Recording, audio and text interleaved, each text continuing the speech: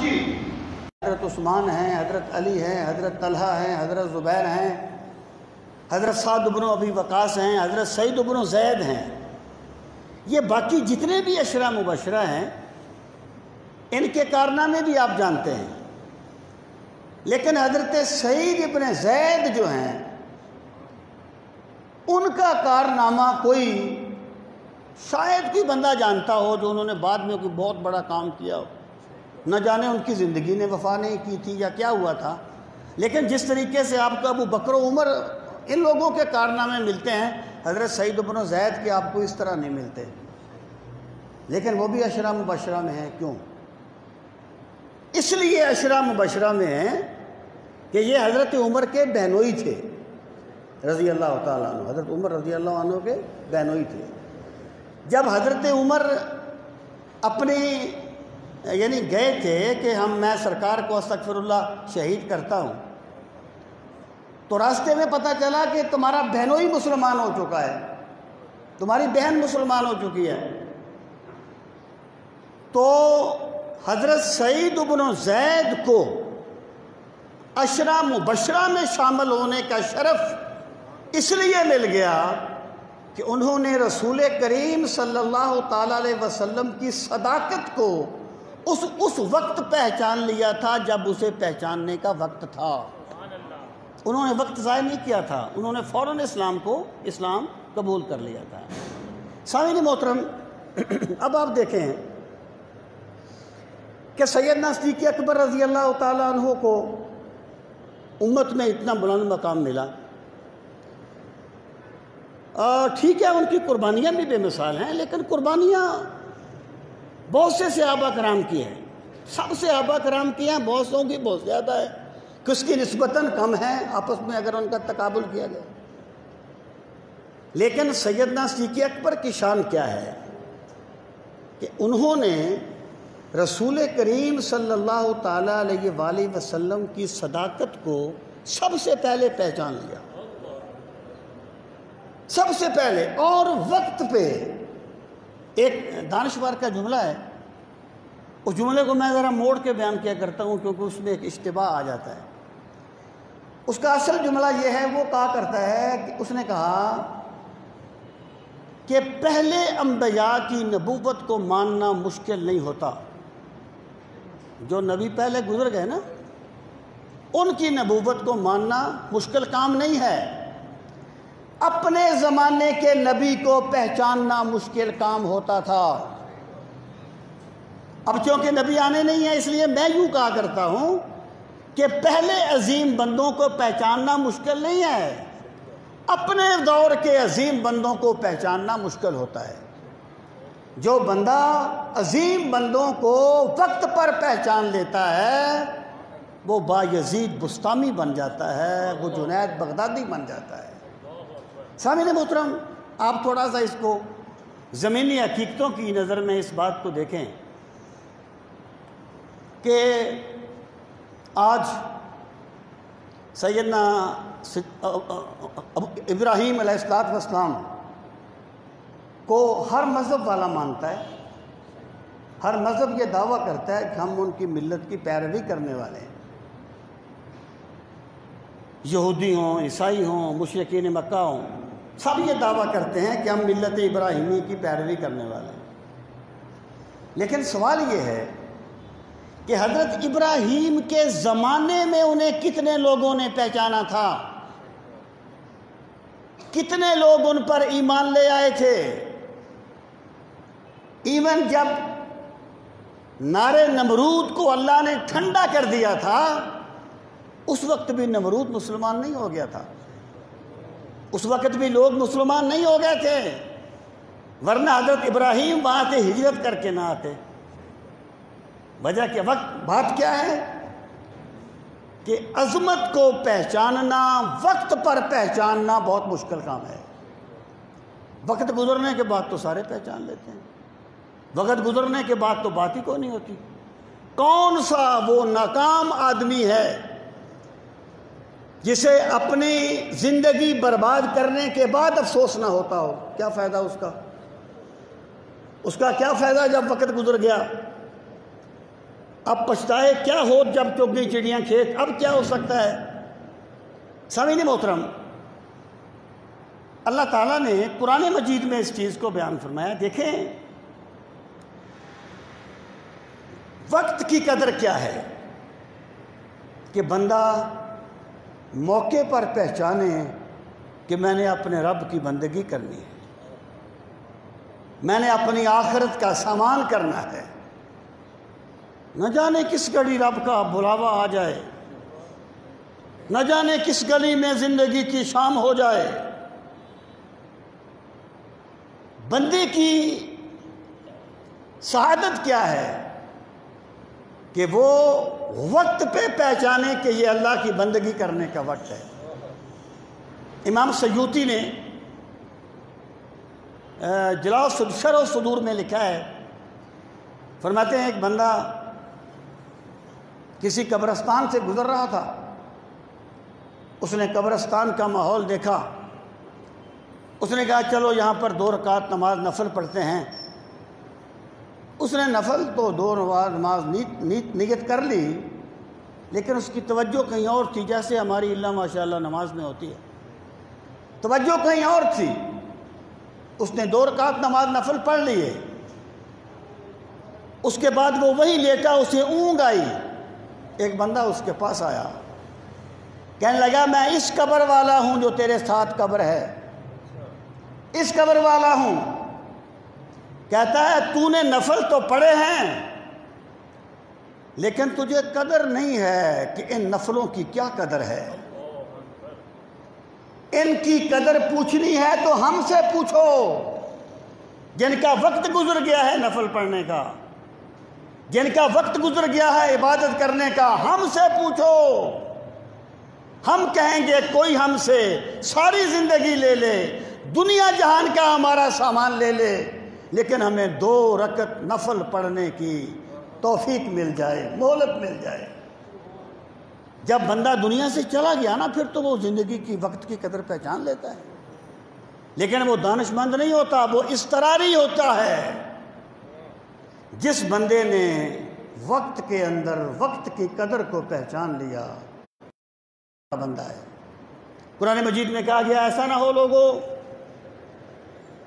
کہ تم میں سے کسی بندے کی موت کا وقت آ جائے، جب وہ فرشتوں کو دیکھ لے، اس وقت تو مہلت ختم ہو جاتی ہے، وقت گزر جاتا ہے عبادت کرنے کا۔ سرکار نے فرمایا نا قبل اس کے کہ بیماری آ جائے۔ بندے کی ایک نفسیات ہے، جب اللہ اسے جینے کی توفیق دیتا ہے نا، یہ سمجھتا ہے مرنے والے تو دوسرے تھے، میں تو ہمیشہ زندہ رہوں گا۔ زبان سے نہیں کہتا، عملی طور پہ یہی کہتا ہے۔ تندرست ہوتا ہے، کہتا ہے میں تو ہمیشہ تندرست رہوں گا، بیمار ہونے والے لوگ اور ہیں۔ بندے کی یہ سوچ ہے، بندہ اس چیز کو بھول جاتا ہے کہ جو خدا صحت دیتا ہے وہ بیماری بھی دے سکتا ہے، جو زندگی دیتا ہے وہ موت بھی دیتا ہے۔ اور جس بندے نے وقت کی قدر کی، صحت کی قدر کی وقت پر، وہ اللہ کی نعمتوں کو سمیٹ لیتا ہے۔ اللہ تعالیٰ کی ذات گرامی، وہ ایک روایت میں آتا ہے ایک بندہ جب تندرست تھا تو مسجد میں جاتا تھا، نماز پڑھتا تھا، پھر وہ بیمار ہو گیا، اب وہ مسجد میں تو نہیں جا سکتا، گھر میں بستر پر لیٹا ہے۔ اللہ فرماتا ہے میرے اس بندے کے لیے مسجد میں جانے کا ثواب لکھو، میرے اس بندے کے لیے وضو کرنے کا ثواب لکھو، جماعت کے ساتھ نماز پڑھنے کا ثواب لکھو۔ فرشتے کہتے ہیں مولا مسجد میں تو گیا نہیں، وضو اس نے کیا نہیں، نماز جماعت سے پڑھی نہیں۔ اللہ فرماتا ہے جب تندرست تھا تو مسجد میں جایا کرتا تھا، جب تندرست تھا تو وضو کیا کرتا تھا، نماز پڑھا کرتا تھا۔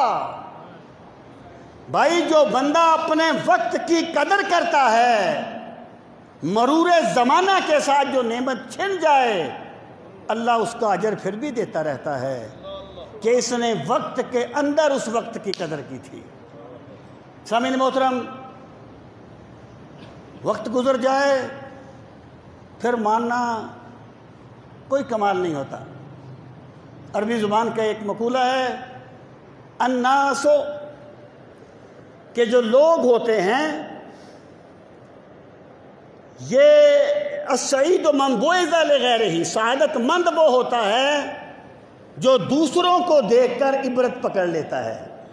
یعنی اگر تن پر بیت گئی پھر مانا، پھر کیا مانا؟ دوسروں کے حالات کو دیکھ کے جس نے عبرت پکڑ لی اللہ نے اسے سعادت مند بنا دیا ہے، خوش نصیب بنا دیا ہے۔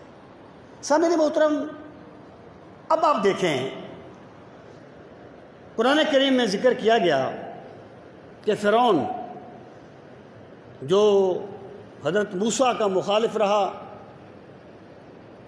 اللہ کے پیغمبر کی مخالفت کرتا رہا اور حضرت موسیٰ علیہ السلام کا تعاقب کرتے ہوئے گیا۔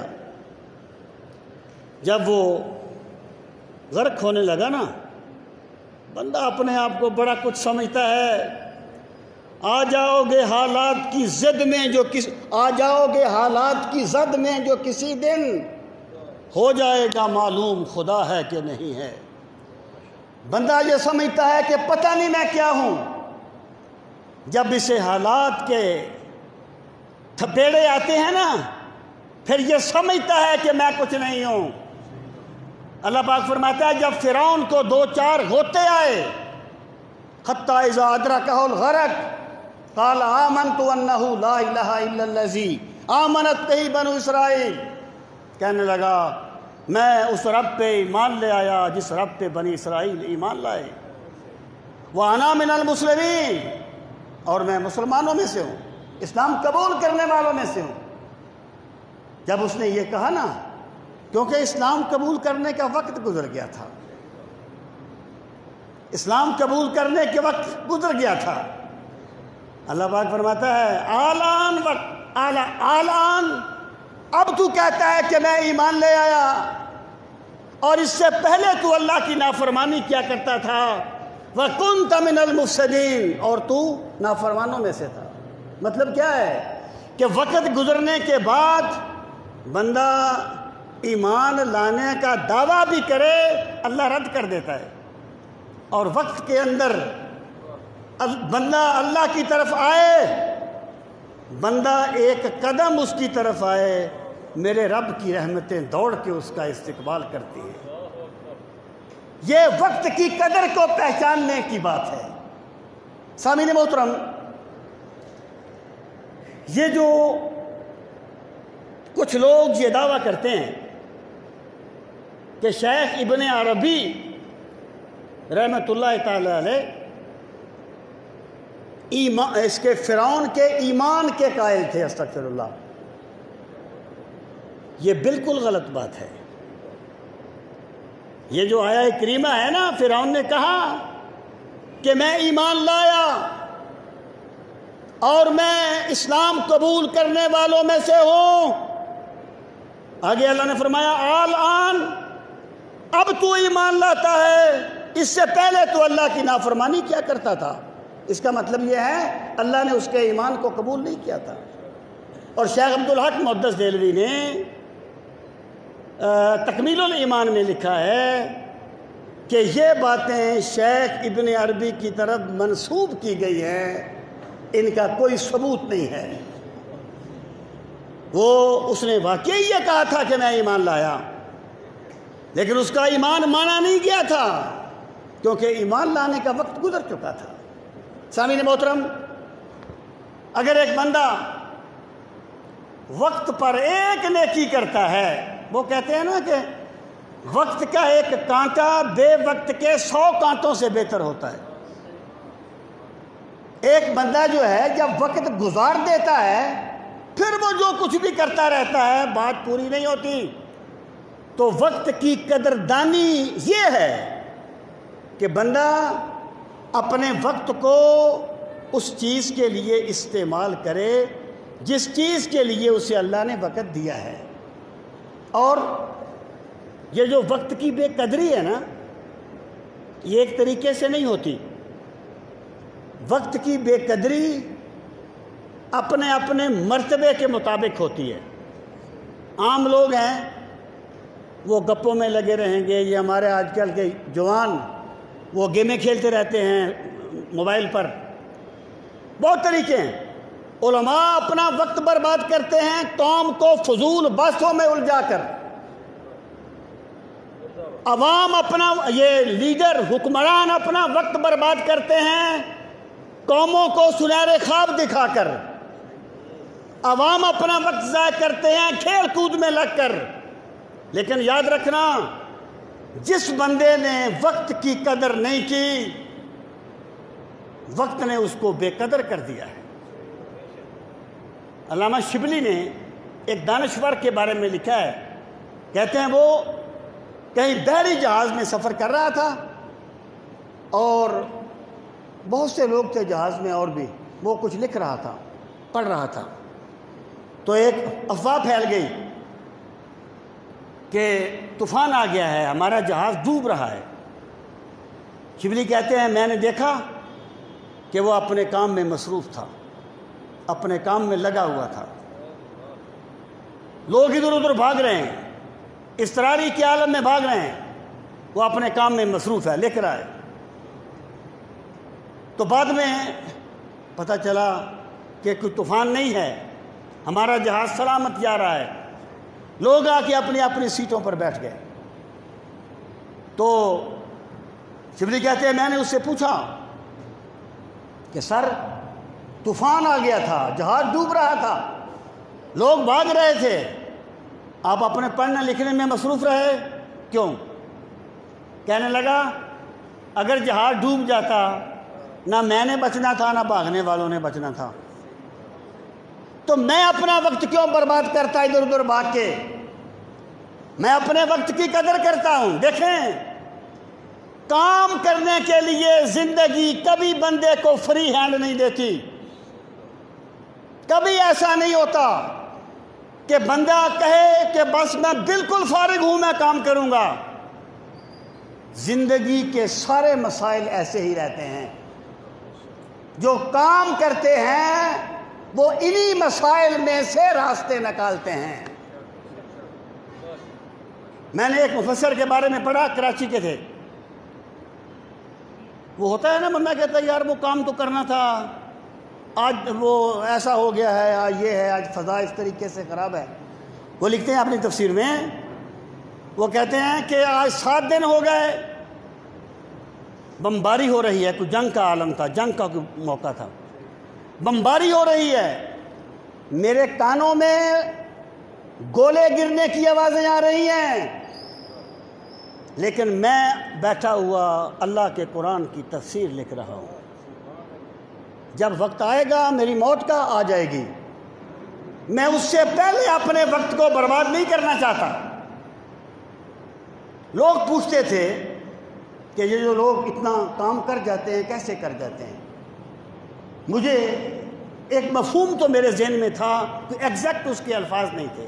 میں انہیں کہا کرتا تھا بھائی جو کام بندے نے کرنا ہوتا ہے نا، اس کے لیے اس کے پاس وقت ہوتا ہے۔ یعنی ایک بندہ یہ کہے نا کہ میں نے اپنے دوست سے ملنا ہے، مل لے گا، وہ آج نہیں ملے گا، کل ملے گا، کل نہیں ملے گا، پرسوں ملے گا۔ بھوکا بندہ کھانے کے لیے وقت نکال لیتا ہے، اور پیاسا بندہ پانی پینے کے لیے وقت نکال لیتا ہے۔ اور جس بندے نے کوئی کام کرنا ہے اسے وقت مل جاتا ہے۔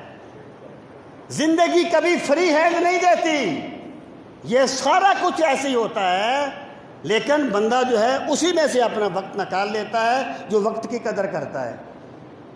پھر میں نے ایک دانشور کا ایک جملہ پڑھا، اس نے کہا کہ time is nothing, time is nothing, it is all the functioning of interesting, کہ وقت کوئی چیز نہیں ہے، یہ سارے کا سارا معاملہ تمہاری دلچسپی پر ڈیپینڈ کرتا ہے۔ یعنی جس بندے نے یہ سمجھا نا کہ ایک دن میں نے اللہ کی بارگاہ میں جانا ہے، یہ زندگی میرے پاس مہلت ہے، یہ وقت ہے میرے پاس اللہ کی بندگی کا، جس بندے نے یہ سمجھ لیا وہ اللہ کی بندگی کے لیے ٹائم نکال لے گا۔ جس بندے میں دلچسپی ہی نہیں ہوگی وہ کچھ نہیں کر سکے گا۔ سامعین محترم، وقت اللہ کی بہت بڑی نعمت ہے۔ اور پھر دیکھیں، اللہ تعالیٰ نے اس کائنات کو ایک نظام کے تحت چلایا ہے۔ میرے رب کے نظام میں ہر چیز کا ایک وقت ہوتا ہے۔ وقت سے پہلے اس کا مطالبہ کرنا خدائی نظام سے انحراف ہے، جس کا نتیجہ سوائے ٹینشن کے کچھ نہیں ملے گا۔ ہر چیز کا ایک وقت ہے۔ وہ لطیفہ سا ہے، ہارون الرشید نے کسی بندے کو پکڑ لیا، وہ دعویٰ نبوت کرتا تھا۔ اس نے کہا میں نبی ہوں۔ ہارون نے کہا کہ ایسے اسے لاجواب کر۔ ہر چیز کا ایک وقت ہوتا ہے۔ اگر ہم اسی طریقے سے رگیتے رہیں گے تو ہم گویا ان کو ایک نا امیدی اور مایوسی کے ماحول میں لے جانے کی کوشش کریں گے۔ اللہ کے نظام میں مقرر کیا ہے کہ انسان کی تخلیق کا ایک وقت ہے، بیماری سے تندرستی کا ایک وقت ہے،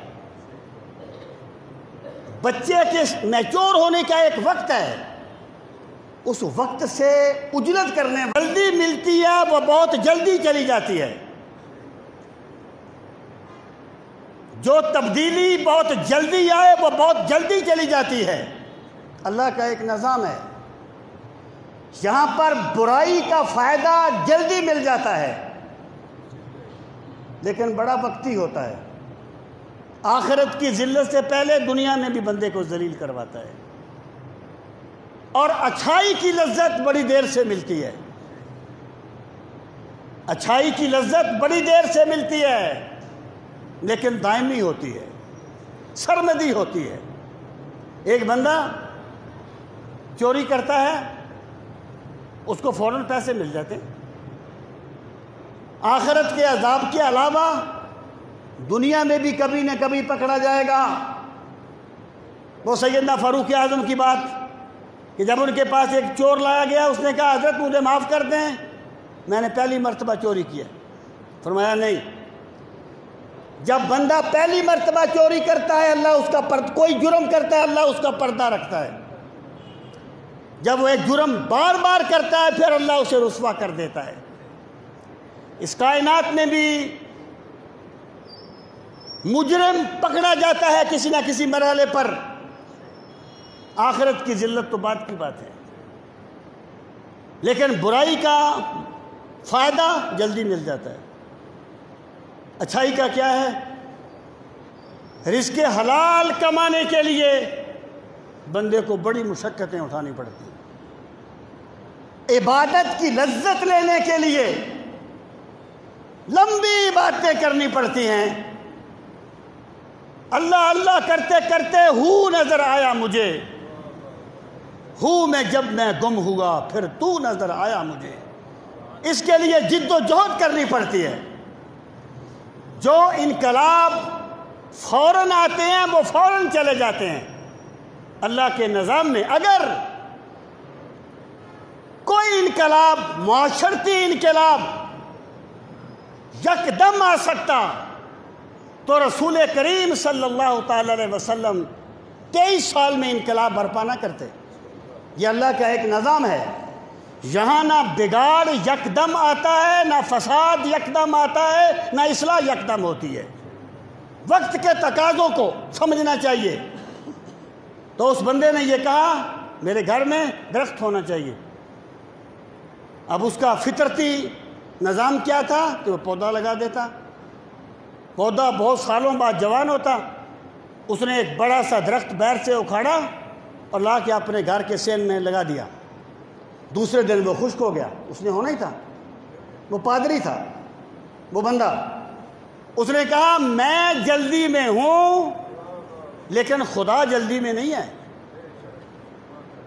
یہ بندے کی کمزوری ہے کہ وہ ایک بات نہیں کہنا چاہتا، جذبات میں آ کے کہہ دیتا ہے۔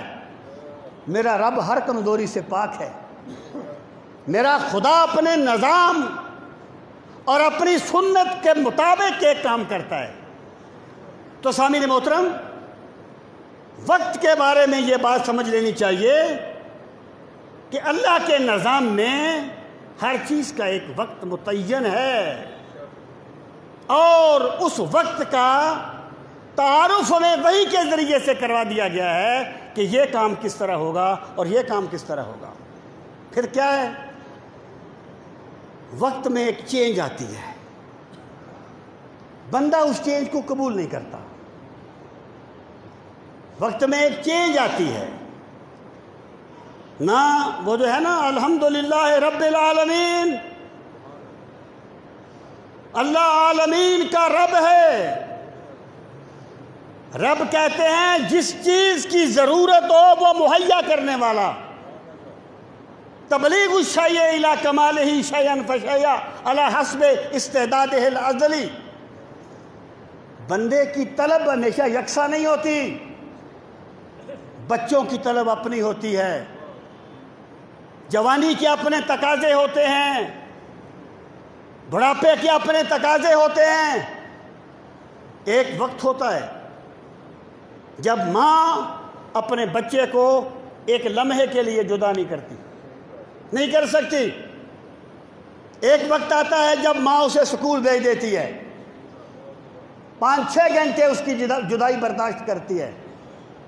پھر ایک وقت آتا ہے جب ماں اسے سروس کے لیے باہر بھی بھیج دیتی ہے، کئی سال اس کے لیے جیتی ہے۔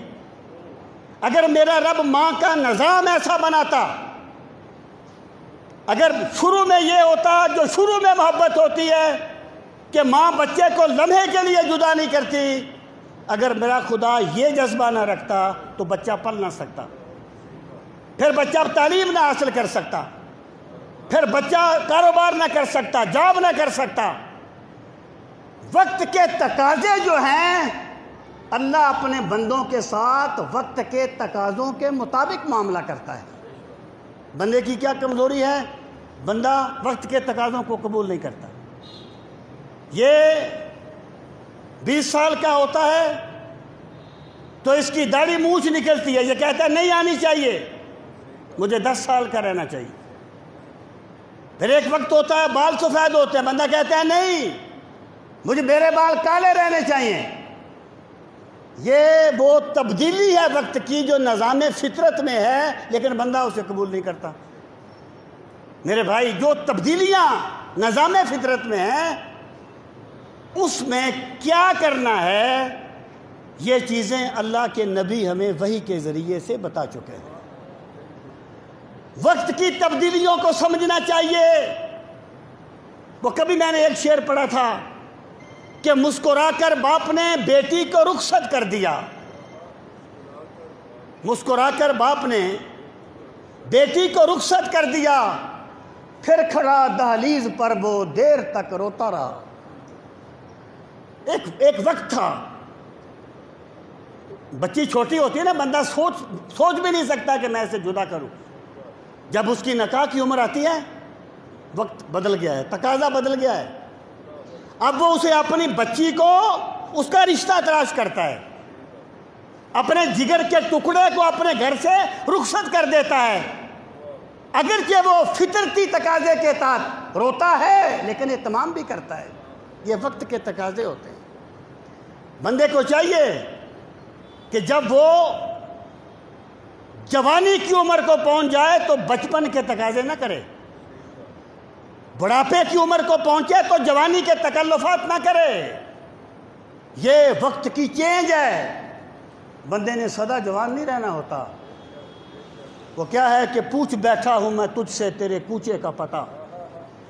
بندہ گیا نا اپنے دوست سے ملنے کے لیے، اس نے تو 25 سال پہلے کا جوان دیکھا تھا، آگے گیا تو مجھ جیسا بابا بیٹھا تھا، اسی سے کہتا ہے یار وہ فلاں بندے کا گھر کدھر ہے؟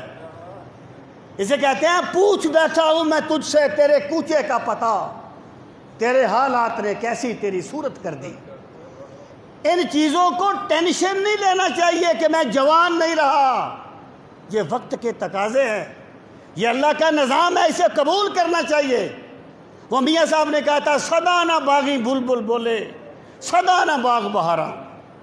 وہ میرا ایک دوست تھا، اس کی والدہ بہت سیریس تھی، ایک سینئر ہمارا ساتھی تھے، اللہ ان کو خوش رکھے، ادھر ہی کہیں ہوتے ہیں آج کل پنڈی میں ہی۔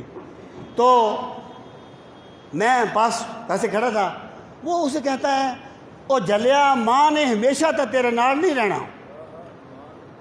یعنی ایک وقت ہے نا، آخر ایک نظام ہے، تو سدا نہ باغی بلبل بولے، سدا نہ باغ بہاراں، سدا نہ ماپے حسن جوانی، سدا نہ صحبت یاراں۔ زندگی میں وقت کی جو چینج آتی ہے نا، جو بندہ اس چینج کو ایکسیپٹ نہیں کرتا، وہ خدائی نظام سے متعارض ہونے کی کوشش کرتا ہے، جس کا نتیجہ سوائے ٹینشن کے کچھ نہیں ہوتا۔ جس طرح اللہ سورت کو وقت پہ نکالتا ہے، اس طرح وقت کے تمام تقاضے اپنے وقت پہ پورے بھی ہوتے ہیں۔ اللہ تعالی ہم سب کو دین کا فہم صحیح نصیب فرمائے۔ وما علینا الا البلاغ المبین۔ جن حضرات صورتیں ادا کرنی ہے وہ صورتیں ادا کر لیں، بعد میں مسجد کے لیے چندہ ہوگا اور پھر